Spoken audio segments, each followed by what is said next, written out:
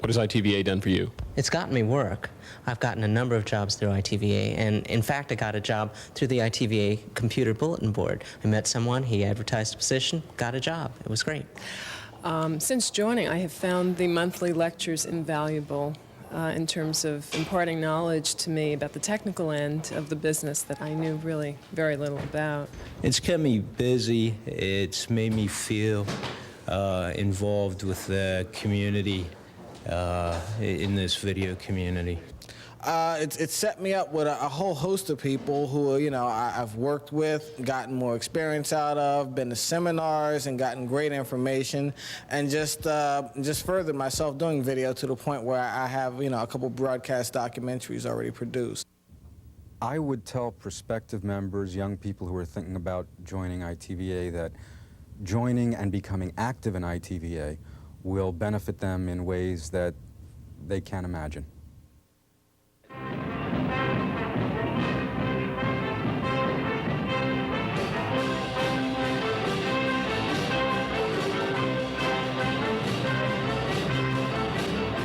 The Philadelphia chapter of the International Television Association. For us, as professional communicators, it means opportunities for learning, networking, jobs, and camaraderie.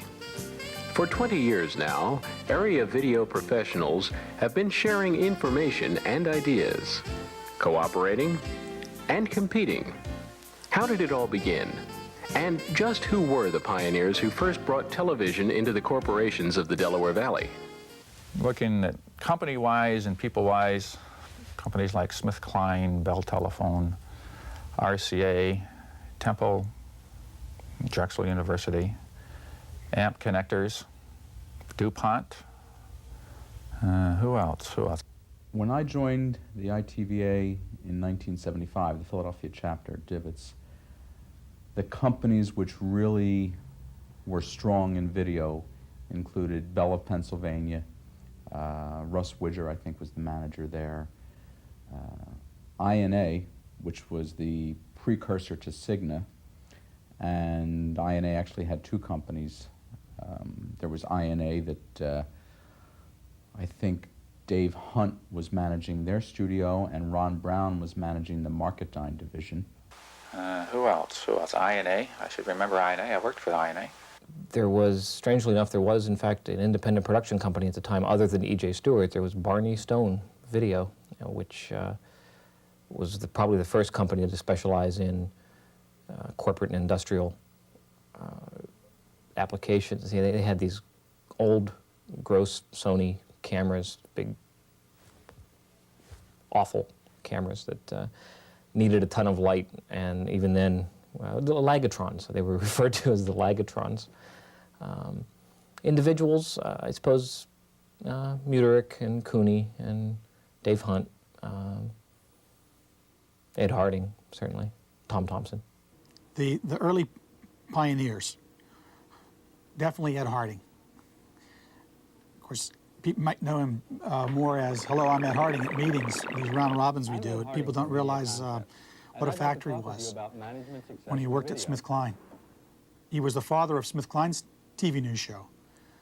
And he first took that, put it back over his shoulders, and got it out into the ranks of corporate TV and showed how if you reported on things that people were doing, you could bring an organization's life and share it with other people that work for the same organization. And I'm really indebted to Ed, and I'm gushing for words. It meant a lot to me. And some of the people who were active in those days in both the chapter and in the industry that we're all in, some are still active in it and some are no longer active in it. There's Mike Herron, who was the first elected president of the Philadelphia chapter. Bill Vitabile worked out at Honeywell. Tom Thompson was at Drexel, moved down to SmithKline. Wayne Adams was over at RCA and was one of the first temporary chairman of the Philadelphia chapter when we first got started. And there was Bob Floyd at Sun Oil when Sun Oil was downtown. Tip Cushmore, who was over at INA, and he's since moved on, I believe, in New York City.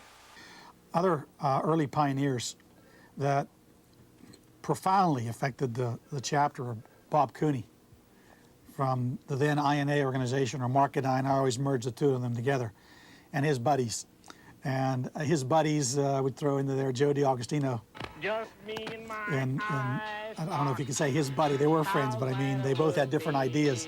They're both just as crazy in their approaches, non-industrial approaches, turkey tape kind of things that, for me, made the organization fun. God, if we had to just talk about corporate videos all the time and not have any laughs or something, it would have been deadly.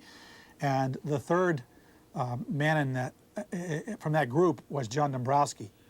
And John was never an officer. I don't think he ever was. Maybe he never accepted the nomination. But he's always a force behind whatever MCA-I or INA was doing.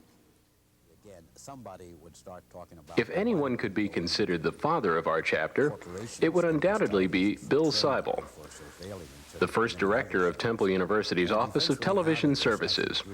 It was he who set the wheels in motion. This was in 1969 in the spring, and I had been doing seminars, workshops for Henry Grovet Pierce Phelps, and we had the list of people from DuPont, Scott Paper,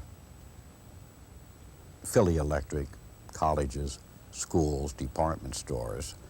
And there was a person in one of the classes, and I think his name was Dan Floyd, who was working for the Sun Oil Company in a studio on, I think, Walnut Street. And we got together one day at lunch, and we came up with the idea that